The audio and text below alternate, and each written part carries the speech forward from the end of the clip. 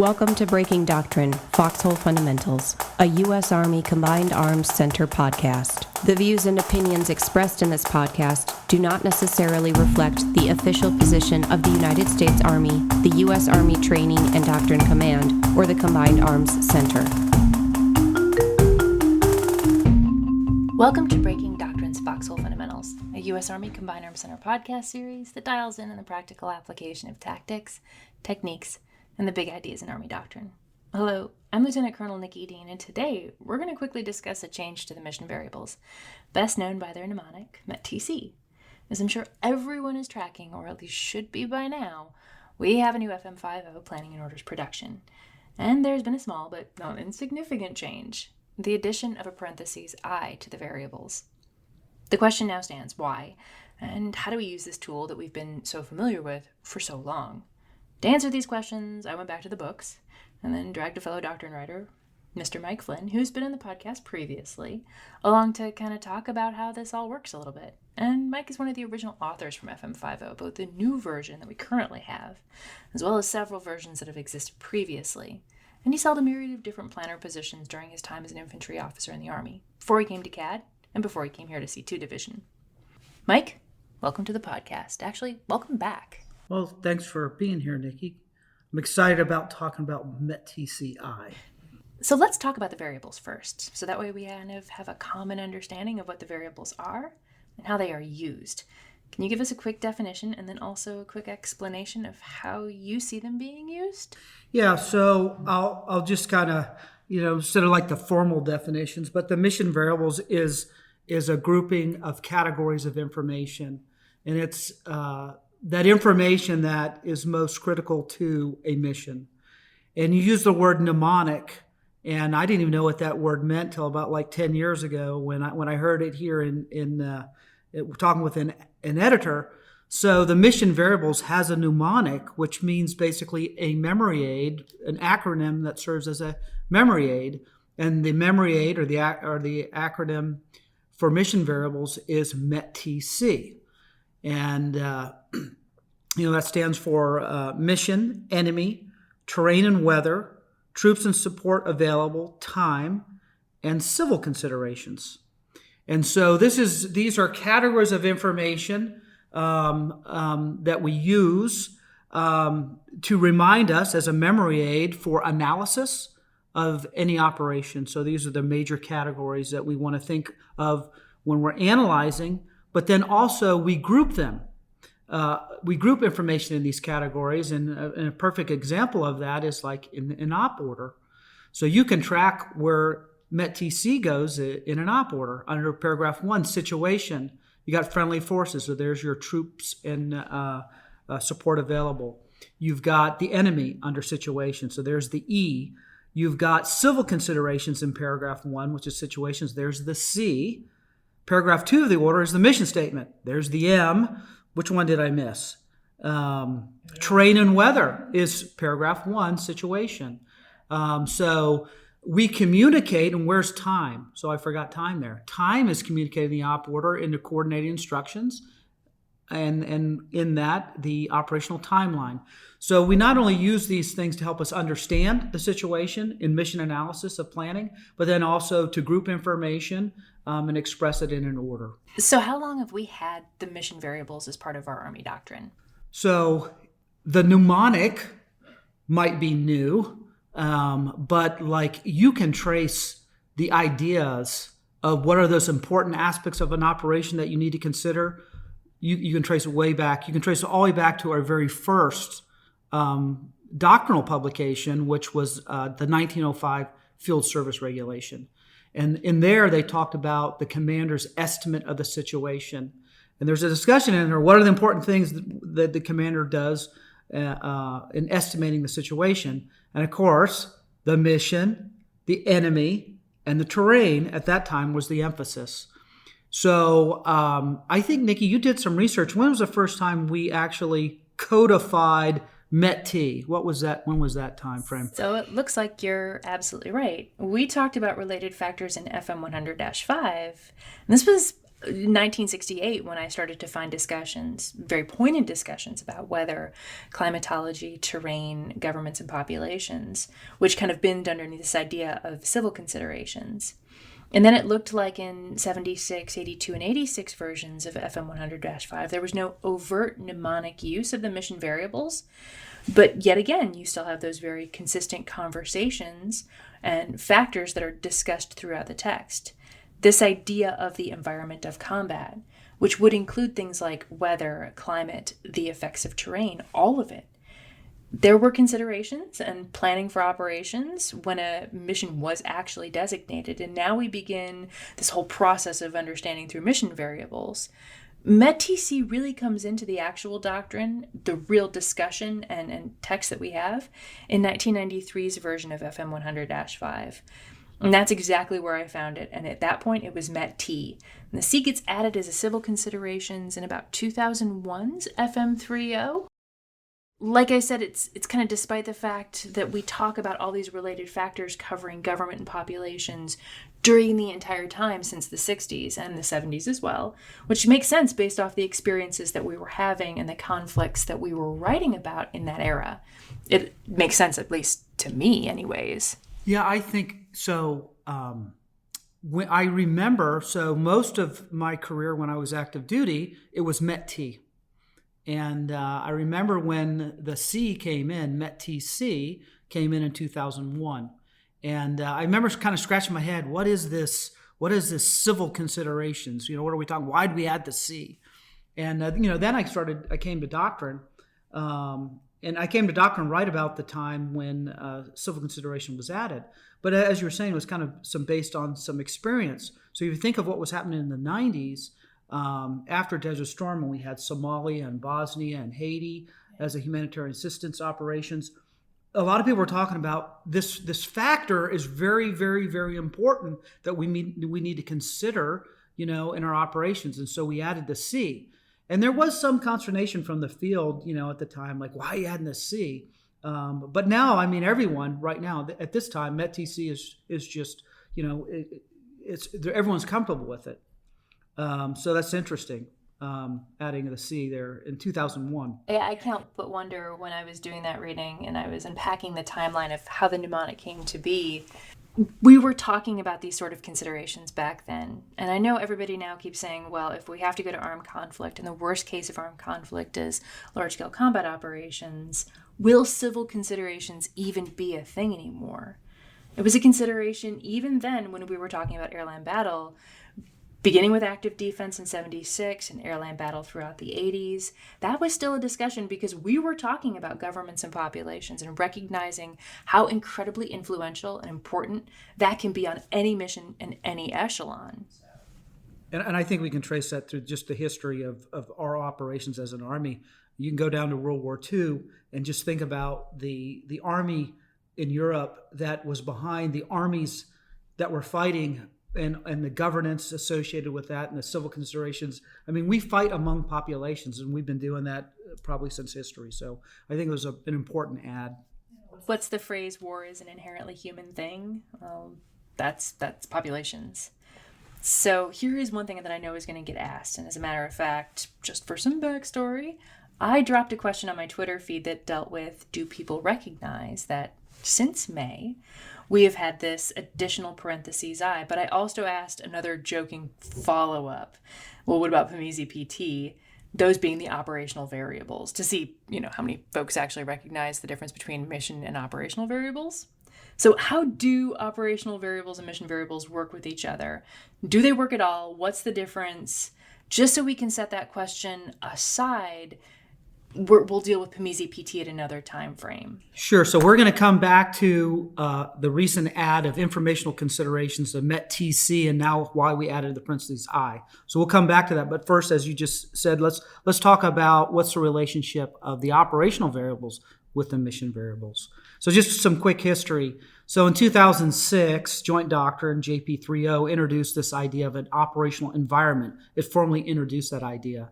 And what they did to explain of how to analyze an operational environment and describe it is they did it from a systems perspective. And that systems perspective was PMEZ. and help me out here running through it. It's political, military, economic, social, information, infrastructure, physical environment, and of course, time. Right. So those last two things you meant, the PT.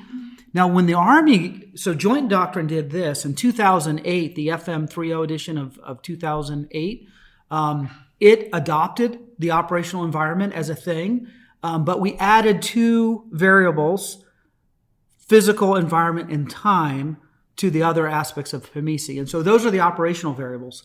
So then the question is, what is the relationship?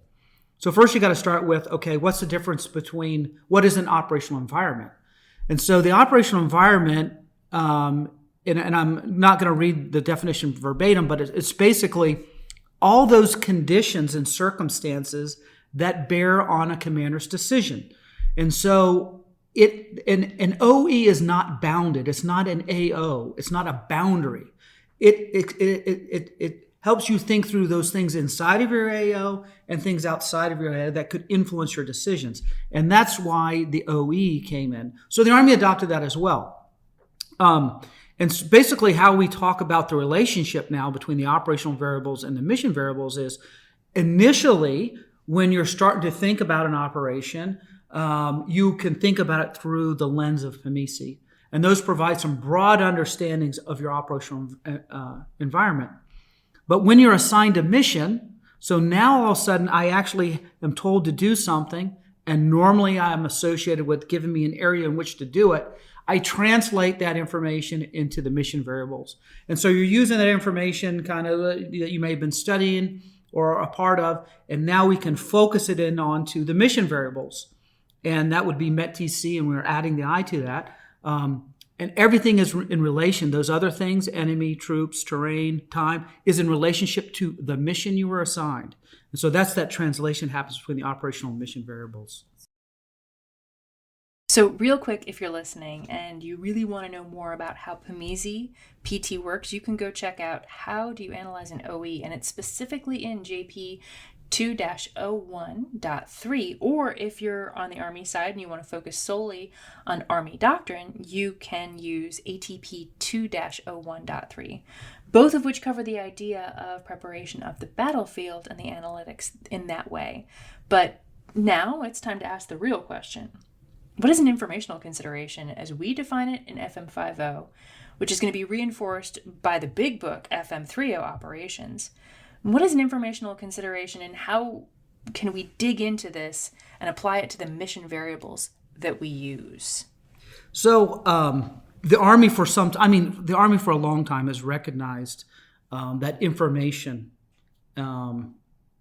is absolutely valuable in everything we do, and we can probably think of it as it's a resource, right? We collect information. We use information to understand. We pass information to direct. We use information to inform folks. We actually use information to influence folks too. And so that's just on the friendly side. Well, the threat, the adversary, the enemy, needs to do the exact same thing. And so if we can affect the enemy's ability to use, to inform, to collect, there's this struggle, and it's all around this idea of information. And so the Army has a long time thought about it, but we're just trying to increase some emphasis.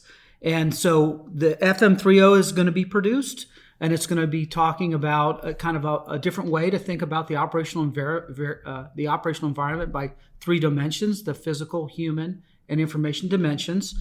And that helps you it helps you understand the OE through those three dimensions. And so as an emphasis part, we've added this term. 5.0 doesn't define it, but FM 3.0 will define the term informational considerations. And I will read this definition, which is the human, informational, and physical aspects of an operational environment that affect how humans and automated systems derive meaning from, use, act upon, or are impacted by information. So that's that category, informational considerations, that we need to be thinking about from a friendly, a neutral, and a threat perspective. And we're going to have, so 5.0 has introduced this. 3.0 is going to introduce the term, and then we're actually having a book that we're working on right now, which is ADP 313, Information Advantage, which is really going to talk about this in detail. So when it comes to the mission variables themselves, what is the benefit of using this parentheses I as a tool to be able to analyze mission, enemy, terrain, and so forth under the lens of information, as opposed to making it its own variable or some other technique? So so when we were thinking about this was a really big question or answer in our head, is because information is so pervasive, as kind of probably alluded to from what I just talked about. If you made it its own variable by itself, it's probably going to be redundant with the other variables. So for example, under enemy, we want to understand from an informational perspective, what information are they trying to collect? What information are they trying to protect? What are their messages that they are using? What communications ability do they have? Now that already would have been accounted for in kind of our IPB analysis under enemy, but we just added the parentheses because again, it's a mnemonic, it's an aid. So the parentheses, it's not an independent variable. It's just reminding you, don't forget about thinking about the informational considerations of this. And so then when you're thinking about enemy, also, let's really emphasize thinking, besides the other aspects of the enemy, the informational considerations. Same thing with the friendly force, same thing for civilian considerations. So under civilian considerations, the mnemonic is ASCOPE. I think that's area, structures, capabilities, organization, people, and events. Let's just look at capabilities in this sense. So in considering the parentheses I, informational considerations under capabilities, what are some of the civilian communication infrastructure available to us or to the enemy in communicating? So that's kind of why we're saying it's important that we look at informational considerations. We didn't want to make it independent in itself because it would be somewhat redundant. That's why it's in parentheses, that as you're going through METT-TC analysis, make sure you're thinking about information through all those variables. Does that make sense? It makes sense to me. I think whenever I'm asked that question, or whenever I ask that question to somebody else on Twitter, is everybody tracking that, hey, we've added an I confess I got a few respondents that didn't realize that there had been a change. So this is a really great way for us to unpack and to provide a little bit of historical perspective. What else should we think about when we're using the mission variables and we're applying this new technique in considering the I? Is there anything else that new practitioners should think about these days? Yeah, I think so. So this podcast is Breaking Doctrine, right? Yeah. So doctrine has some work to do. So we're going to refine this idea a little bit more. And I talked about how we're going to refine it in some other books. But the IPB book, the ATP 2-0 1.3, but the Intel, the IPB book, we talked about Information Advantage, ADP 313 we're working out. So there's several books that kind of need to refine this idea.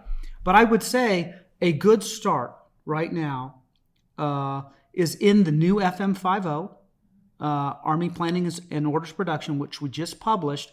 I think it's Annex A, which is the operational mission variables. And inside of that, after we talk about this parentheses I and informational considerations, we actually have a chart of example. It's just a quick reference and examples of how one would look at informational considerations in respect to the mission, in respect to enemy, troops, terrain, etc. So that is a very good start folks could look at as we continue to evolve this doctrine. Well, and it wasn't just that. It was also that we proposed a few questions in the book. And I don't want to call it red teaming or a red teaming approach, but we literally asked ourselves, hey, what are some questions that you'd want to ask yourself or ask throughout the planning process? And those were included as well, much kind of on the same construct as using the mission variables as an organization tool. So the content itself is only 2 pages, and it doesn't take too long to read, but I think it provides all planners, especially the future ones who might be down at the college right now, with a great tool to start with. And then obviously, like with all doctrine, providing feedback is a really useful way for us to know if we need to keep writing and keep publishing this way. If something needs to change, we want to know from the people who are using this process during both planning and for training, and as well as planning at the schoolhouse. I think that should cover it for Doctrinal Short. Well, thank you so much for coming. And just as we've said before, definitions of mission and operational variables are established in ADP 101, and this is the Doctrine Primer. That's where we really start to see what those things are, but when it comes down to it, there's a much richer understanding that you can get from other books that are out there. When it comes to putting mission variables and context for Army operations, my first stop is always FM50, Planning and Orders Production. And Mike is exactly right. It's Appendix A, which provides the excellent set of examples, questions to help commanders and staffs unpack, visualize information, and then also put it into a relationship to METT-TC as well as other Army considerations and other Army doctrine. It's available for download right now at the Army Publishing Directorate website.